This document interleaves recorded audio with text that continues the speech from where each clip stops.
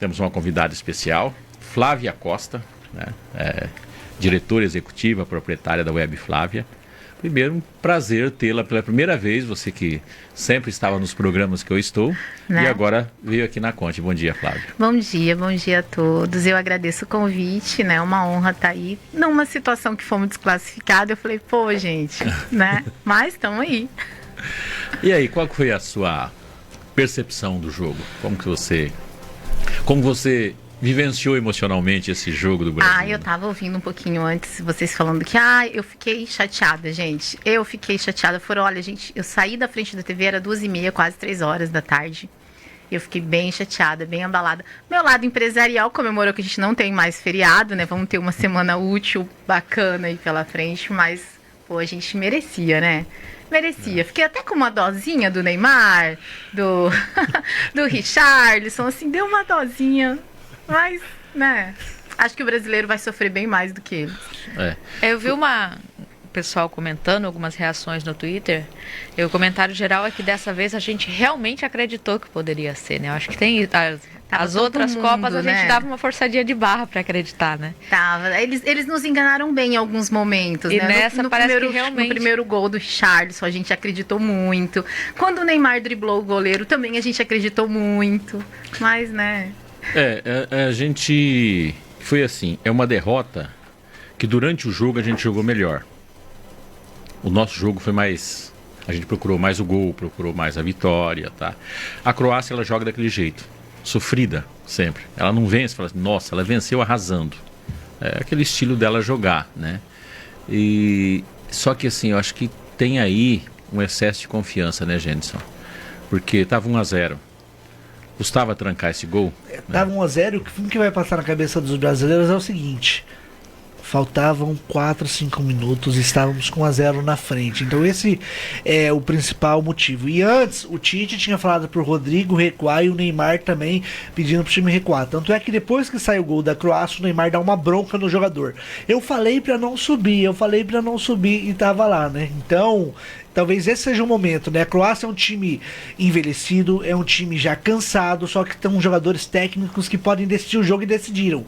E um lado direito que teve uma avenida, né? Lembrando que no banco tinha o Daniel Alves, que foi para a Copa do Mundo, o Tite não usou e ficamos com essa avenida na lateral direita, onde surgiu o gol de empate da Croácia. O Brasil foi melhor no jogo, 21 finalizações, 11 no gol durante o jogo, contra 9 da Croácia e apenas uma no gol, que foi o chute que entrou. Então, o Brasil dominou, só faltou transformar em gols, né? Eu ia comentar isso, eu não tenho essa visão tão técnica, mas a impressão que eu tenho é que a Croácia fez um chutezinho no gol e foi o chute que entrou, foi o gol. E o melhor jogador da partida foi o goleiro da Croácia. Isso prova que o Brasil... Eu cheguei a ficar com raiva daquele goleiro. Não, parecia que ele tinha 8 mãos, né, gente? Foi um dos maiores memes também, né, comentado. O cara tinha 8 mãos. E era onipresente, né? Batia que ele estava aqui, batia lá no outro canto, ele já estava lá no outro canto também. Se posicionou muito bem, tá. E aquele gol derrubou emocionalmente o Brasil para cobrar os pênaltis. Para quem conhece ali dentro do campo, existe uma diferença muito grande quando você toma um empate naquela circunstância e vai bater pênalti. Se fosse o contrário, se a Croácia tivesse feito e o Brasil tivesse empatado, a condição emocional do Brasil seria melhor. Nós, latinos, talvez isso não altere muito nos países escandinavos, europeu como um todo. Mas no Brasil, na Argentina, no Uruguai, tem um impacto muito grande do fator emocional.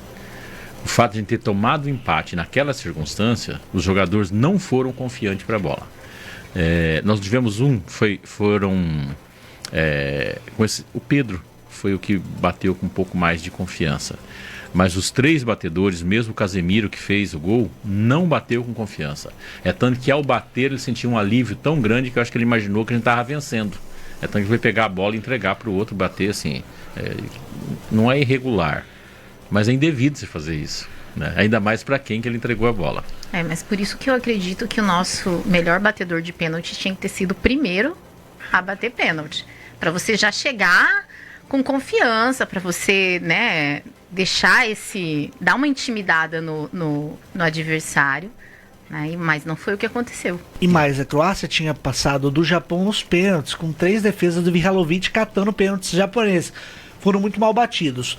O que acontece? O Brasil, o Neymar, o Tite falaram que o Neymar é sempre o quinto a bater. Ok, ele pode ser o quinto, mas naquela situação o quarto era decisivo e o Brasil poderia ter sido eliminado no quarto como foi. Então o Neymar poderia ter batido o quarto porque não existe mais uma determinação de manter a sequência dos jogadores. Então o Neymar poderia ter pego a bola ele mesmo, sem saber do Tite, bater e fazer porque o Neymar iria fazer, porque o Neymar hoje é o melhor batedor de pênaltis do mundo. E aí a gente vai ficar sempre falando isso. Se o Neymar tivesse batido esse pênalti, a história seria diferente. Agora, não dá aqui pra... o Tite mexeu muito mal no time. Muito mal mesmo. 6 por meia dúzia sempre. E eu imagino que eles devem saber que até tanto que eu perguntei para várias pessoas, né? Escuta, o Alisson pega pênalti, pegador de pênalti, não é pegador de pênalti. Muitos falaram isso. O único pegador de pênalti dali é o Everton. Eles tinham o Everton. Custava ter colocado o Everton em campo, tá? Porque assim, ele foi bem num pênalti. Os 2 primeiros, qualquer criança faria o gol, porque ele saltou antes do cara bater. Então quando o cara bateu, o gol já estava livre. Então os 2 primeiros gols, ele entregou os 2 primeiros gols, mostrou assim, eu não sei pegar pênalti. Porque um bom goleiro, e aí eu e o Gênesis podemos falar muito bem, porque o Dida defendeu a meta dos nossos times, né? Cria do Vitória, cresceu no Cruzeiro e passou pelo Corinthians, né? Ele não ficava pulando de um lado pro outro, nem se mexendo, não. Era olho no pé do cara. Só depois que o pé do cara chegava na bola que ele saltava, né? E não era à toa que muitas vezes ele zerava o time adversário, pegava todas as bolas. E assim, a gente imagina goleiro de seleção brasileira, nós que tivemos na seleção brasileira como goleiro, né? Vou voltar aí no tempo, né? Júlio César, Dida, Marcos, Rogério Ceni, Tafarel, né? Que o mundo morria de medo de bater pênalti nesses caras. O Alisson é um grande goleiro aí durante o período do campo, mas a Holanda fez isso em 2014. Ela tinha um pegador de pênalti, já tirou tranquilamente. O Cine colocou cru. O Van Gaal foi muito criticado na hora, só que depois foi tido como um herói. Sim. E olha, agora a gente pode pensar de uma próxima Copa levar um goleiro especialista em pênaltis. Viralizou o Cássio. O Cássio é um defensor de pênaltis exímio. Sim.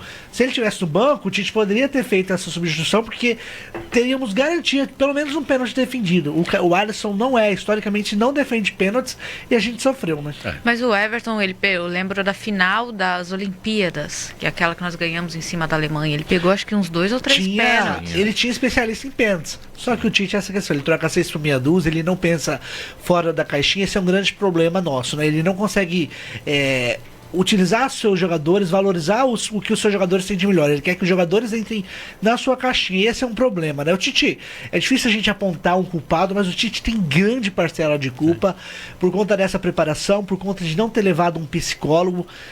A Flávia, com certeza, na equipe dela, ela toma liderança, toma a frente. O Tite resolveu não levar psicólogo, não tivemos psicólogo. Eu ia comentar isso quando vocês estavam falando desse clima latino, né, da gente ter perdido o otimismo. A gente não levou psicólogo, né? E eu acho que outra coisa também, eu estava assistindo ontem no Fantástico, falando que a seleção da Argentina está hospedada num alojamento universitário. E o Brasil estava num hotel 5 estrelas. Então eu acho que a gente também, na próxima Copa, tem que levar um pouquinho de humildade, um pouquinho mais de que só se vence quando se vence, tem que fazer gol. E não é 5 estrelas de qualquer lugar, né? É 5 estrelas na terra do Sheik. Eu estava pensando sobre isso, porque comem carne com ouro, tem uma vida muito luxuosa. Se vencem, a gente não ia comentar isso. Agora, se perde, a gente tem que refletir, né? Porque eles vão lá para disputar uma Copa do Mundo e se divertem nas redes sociais, de cada um, mas a gente tem que pensar em um comprometimento. Essa questão de não levar um psicólogo foi muito grave, porque o Tite espalhou frases motivacionais durante os treinos, do vestiário, e quando o time mais precisou dele, que foi na derrota, ele saiu. Na coletiva ele falou que ele se comporta assim, que ele quando o time ganha também dá as costas, só que daí lembraram da dança do pombo. Esse é o Tite comportadinho, muito feio mesmo, e ficou manchado. Quando você é líder, né, você exercer liderança é isso, você estar nos momentos bons, nossa, é maravilhoso, mas são nos momentos, né, de desafios que a gente percebe o bom líder que a gente tá, né, e ali ele deixou todo mundo muito desamparado, gente, os jogadores ficaram pelo campo e... tanto que a melhor cena, eu acho que a melhor cena da Copa até agora, né, o Neymar ali chorando e O menininho deve ter o quê? 10 anos? 10 anos. 10 anos, né? Filho do jogador da Croácia, né? Do Perisic. Filho do Perisic, né? Se dirige, ele viu o ídolo dele chorando, né?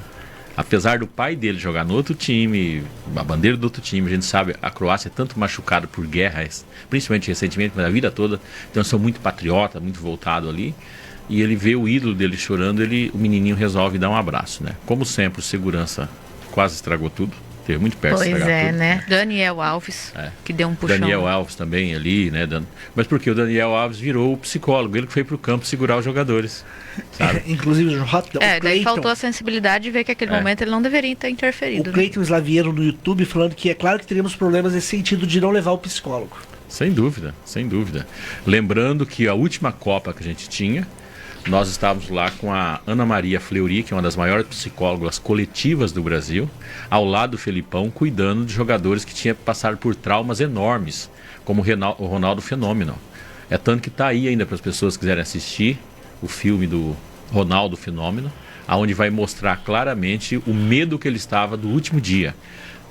É tanto que ele almoçou, ele conta isso no filme, eu almocei e não fui dormir com medo de desmaiar, de ter uma outra convulsão. Mas ele tinha uma psicóloga do lado. Eu acho que essa questão da ausência, né, desse amparo psicológico, a gente teve o Richarlison que foi conversar com a torcida aos prantos, então ficou muito evidente, ficou muito claro. E assim, depois de uma baita Olimpíada que se falou tanto de saúde mental, depois né, de época de pandemia que a gente falou tanto dessa importância de estar bem emocionalmente, psicologicamente, né? E eu acho que foi mais uma escolha errada. E o próprio Tite, ao longo desse ciclo, várias vezes ele falou sobre o estado mental dos jogadores, né? Mas o Tite precisa de uma boa terapia. E aí ele virou um coach. Também, né?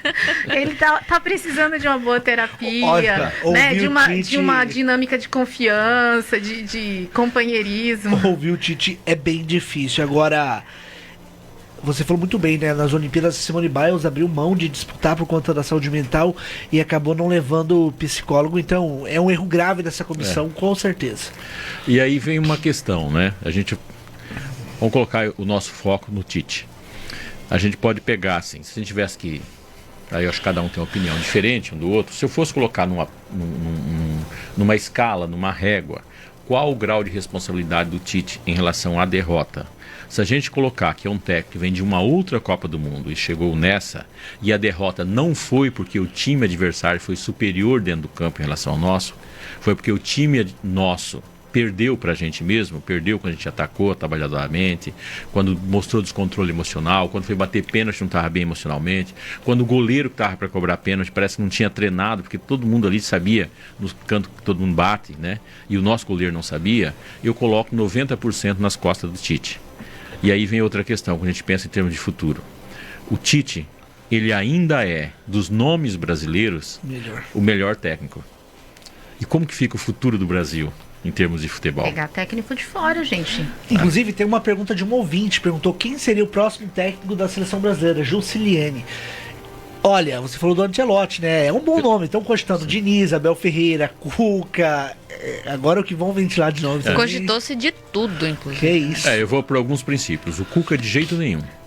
Primeiro, não tem essa competência toda e a condição moral dele é muito ruim. Mas eu acho que caso com a CBF. Então, a condição moral do Cuca, eu não vou ficar aqui pichando ninguém, mas quem quiser entrar na internet aí vai encontrar. O histórico do Cuca não é uma história de um cidadão decente que possa representar o país. Esse é o primeiro fator, né? O Fernando Diniz, eu acho que no futuro ele pode até ser o técnico da seleção brasileira, mas ele não está pronto para isso. O Fernando Diniz é muito de treinamento, né? Porque a equipe dele repete muito treinamento para ficar com aqueles toques rápidos, com aquelas jogadas ensaiadas, e a seleção brasileira não se reúne periodicamente. Então tem uma distância muito grande, então esse poderia ser um fator que complicasse. E eu não vejo ele ainda maduro para isso. Não. Ele teve o São Paulo na mão, ele teve o Fluminense na mão, teve o Santos na mão, são grandes times, e ele não trouxe um título ainda para dizer assim, poxa, esse cara chegou lá no final e ganhou. Ele mostra momentos. Eu, para mim, ainda, e aqui, gente, não estou colocando a seleção brasileira de jeito nenhum. Eu, para mim, ainda, o Dorival Júnior é mais eficiente do que o Fernando Diniz. E o Dorival Júnior, o Flamengo demitiu, mesmo sendo campeão. Significa que ele não tem todos os domínios necessários para ser técnico do Flamengo para um sonho maior. Imagina a seleção. Um nome que foi ventilado, que está sem clube, é o Marcelo Gallardo, ex-treinador do River Plate. Eu acho uma escolha muito boa, mas eu acho difícil um argentino treinar a seleção brasileira. Até os brasileiros acolherem um técnico argentino, né? Já não tem paciência com os nossos, não teria paciência com esse. Aqui em território brasileiro, para mim é indiscutível o Abel Ferreira. Aqui em território brasileiro, hoje, quem está aqui. Daí os flamenguistas. E o Jorge Jesus? Que inclusive não foi ventilado no meio dessa salada toda, é o nome que surgiu, né? Mas entre Abel Ferreira e Jorge Jesus, o Abel Ferreira é bem melhor do que o mais consistente. Porque o Jorge Jesus também, a gente tem esse negócio do milagreiro, né? Ficou quantos meses no Flamengo? Fora o Flamengo, qual que é outro grande trabalho de Jorge Jesus? É tanto que ele saiu do Flamengo e fracassou em todos, e está fracassando. Benfica, Fenerbahçe, não deu certo. Só vão lembrar aqui, Andrade foi campeão brasileiro com o Flamengo e depois não conseguiu treinar nem terceira, quarta divisão mais. Então, assim, eu acho que existe muito foco do flamenguista, e o Brasil tem muito flamenguista, né? Jorge Jesus, que foi um semestre no Flamengo. E ele não é mais criança. A história anterior do Jorge Jesus e a história posterior ao Flamengo não é uma história para você encher os olhos, não. Falar, olha, se ele fosse tudo isso, gente, ele estaria lá na Europa treinando os times de ponta, né? E ele não está. Eu, para mim, sou para ser um português que seja o mais atrasado, que seja o Mourinho. com todo o tempo que ele já passou, para mim tem muito mais competência do que o Jorge Jesus. Você falou, o Tite queria muito sair da seleção brasileira e ir para um clube europeu. Só que com esse desempenho na Copa do Mundo, acho que ele não vai pegar um europeu de nível A ou B para treinar. Então, acho que ele vai dar um ano sabático e depois volta para um time paulista aí. Eu não sei não, acho que o caminho dele é para um time inglês, no Brasil com nome inglês. Infelizmente. Eu acho que eu não acho que é um ano, não. Acho que no meio do ano ele está no Corinthians. Achismo puro. João, só chamar uma atenção para a preparação. E nós já falávamos disso. A seleção não se preparou jogando contra as seleções europeias. Só jogava contra as nossas seleções sul-americanas, que são mais fracas em relação às seleções europeias. O que aconteceu? Caímos novamente para a seleção europeia. Em 2006 para a França, em 2010 para a Holanda, em 2014 para a Alemanha, em 2018 para a Bélgica e agora em 2022 para a Croácia. E lembrando que as seleções europeias que nós vencemos nas fases anteriores, vencemos de forma sofrida. Nenhuma a gente venceu assim, Mas eu não me importava de vencer sofrido. Eu só queria vencer. E tava vencendo, né, Flávia? Tava de boa, né? Não precisava ser vencendo, gente. Era só mais 5 minutos, assim, já tava... O brasileiro é tão fácil de agradar, né? Eu falo, gente, a gente é muito fácil de agradar. 6-0 tava bom, né? A gente já tava feliz. Já tinha esquecido todos os problemas do ano, todas as rivalidades, todo mundo vestindo verde e amarelo. Olha, nós somos muito baratinhos. E é isso que acontece mesmo, né? Eram 4, 5 minutos ali e transformou o ano. E vamos lá que a França não seja campeã. Tá? Não vai ser. A França não sendo campeão, sabe o que vai ficar na nossa cabeça? A seleção brasileira venceria esse time. Tá? Não estou dizendo que a gente não vence a França, mas contra a França seria jogo grande, jogo de cachorro grande. Mas fica aqui a pergunta, o Brasil não venceria a Croácia se tivesse um outro jogo? O Brasil não vence a Argentina? Não vai ficar na memória isso, porque individualmente a seleção brasileira é melhor do que essas seleções que ficaram. Sim. Então vai ficar muito na mente do brasileiro, porque poderia ter vencido. Essa Copa era do Brasil se tecnicamente, individualmente, os jogadores tivessem dado aquilo que nós esperamos. Não deram, então agora temos 4 seleções, né? A Croácia, vice-campeã, a França, atual campeã, Marrocos, que é a grande surpresa da Copa, e a Argentina de Lionel Messi, que está jogando muito. As pessoas, vou torcer pra Croácia perder. Eu de verdade vou torcer pra Croácia ganhar, porque se for pra perder, eu quero perder pro campeão. No mínimo, assim, vamos perder pro campeão, né? Eu sou meio barrista, eu vou aqui pela vizinhança. Eu fiquei argentino na hora. Eu não fiquei, não. Eu não sei, assim, eu não consigo. Eu assisti ontem. Eu gosto da seleção. Eu gosto da seleção argentina. O argentino falando, né, que ele queria pegar o Brasil. Eu até tento, aí você vê Di Maria dando risada. Eles queriam, na verdade, Brasil e Argentina. né? E eu acho que todo mundo queria, mas ainda perder para a Croácia é menos pior do que perder para a Argentina. Melhor passar um pouco vergonha do que muita vergonha. Mas eu parto do seguinte princípio: a Argentina sendo campeã, no próximo jogo a gente vence a Argentina. Tá? No próximo jogo que a gente jogar com a Argentina, a gente vence ela. É bom destaque da Copa América. O Tite perdeu uma Copa América no Brasil, jogando contra a Argentina no Maracanã, hein, Tite? Aí vem uma questão, aí o Gênesis traz um negócio muito interessante quando fala isso. Grande jogo. O Tite talvez é um dos técnicos que tem menos derrota na seleção brasileira. Mas grande jogo, ele perdeu todos. Bélgica, Argentina.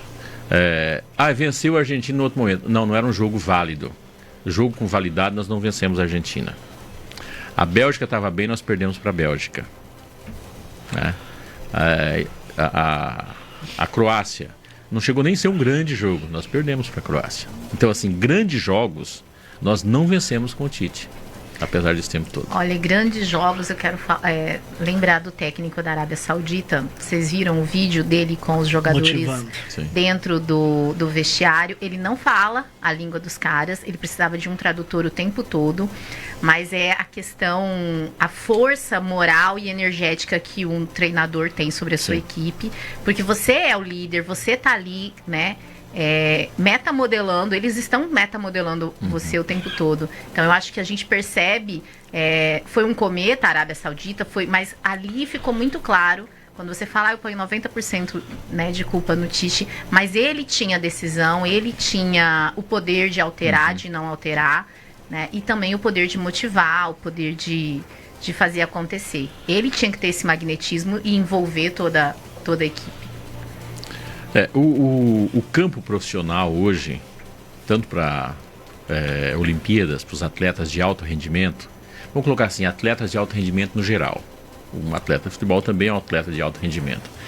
Ele não é mais só físico, ele não é mais só habilidade. Ele é um campo de atividades que completa um atleta de alto rendimento, que a gente não pode mais ter nessa inocência que nós somos todos bons de bola, que a gente vai chegar lá, vai ganhar, vai jogar, vai ser uma série de coisas. É um conjunto de fatores. E algumas peças se tornaram extremamente importantes.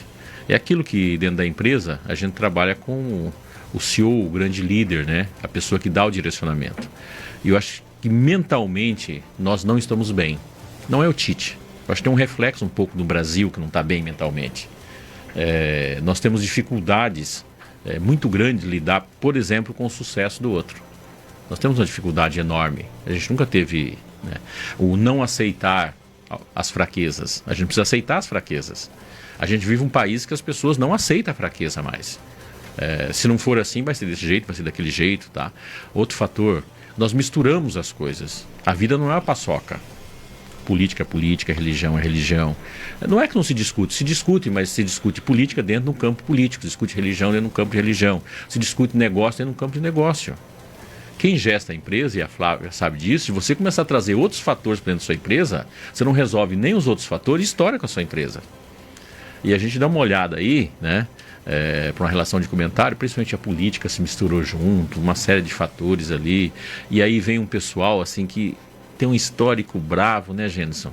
Esse pessoal da CBF, né, se arrasta por, assim, o presidente da CBF, um personagem que a gente tem dificuldade até de lembrar o nome dele. Ele foi, inclusive, o delegado da delegação, né? Eu não vi ele fazer nada, né? Pois é, e assim, o histórico dele não é dos melhores. Anos e anos, não é um grande trabalhador, é uma pessoa que vive ali de pendurada no poder, sabe? Não é uma coisa moderna, não é alguém... Você olha para ele, quando eu falo olha, é o cara falando, o texto que o cara fala, tá? Não é a imagem física. Você olha para ele, o texto que ele fala, dando entrevista, você fala assim, esse cara não é moderno. Esse cara está nos anos 80. Mas acho que isso que você está falando é o que a gente tem que ter em mente. A gente precisa de um técnico agora que seja contemporâneo, um técnico moderno, alinhado à realidade que a gente vive hoje no esporte, porque uma coisa é a gente viver de glórias da época do Pelé, a gente falar de um futebol que não existe mais. Hoje a gente tem uma Copa em que as bolas têm USB para recarregar. Então, se eu tenho sensores em todos os lugares, se eu tenho roupas inteligentes, se eu tenho inteligência artificial, como que no tabletzinho do filho do Tite não mostrou que a gente estava com um problema à direita. Como que a IA, como, né, que a inteligência de dados, como que toda essa tecnologia não é utilizada? Né? Então, talvez, será que a gente não está bem emocionalmente, tão bem de se achar muito? Isso. Né? Tá se achando muito. Eu acho que, né, o futebol no Brasil tornou ascensão social. Os meninos não querem mais cursar faculdade, eles querem virar jogador de futebol. Então, isso hoje, ele causa um impacto de elitização. E o futebol tem que ser jogado. É bola e, né, não tem... Então, eu acho que faltou também utilizar tecnologia, inteligência de dados, e a gente precisa de um treinador que tenha isso. Perfeito. 7h30. João, para fechar, só deixar uma dica de um texto do professor Luiz Antônio Simas, Saber Perder, as dores que forjaram a identidade de um país e de seu futebol. Flávia, brigadão. Eu que agradeço, tá? Foi Bom um te ver de prazer novo. estar aqui com vocês, estava com saudade de você, né? Bacana conhecer o resto da galera. Jenson, até amanhã. Até amanhã, e amanhã tem Argentina e Croácia. Amanhã nós dois vamos ter uma torcida forte ali pra Argentina, né? Sempre. Os demais mais.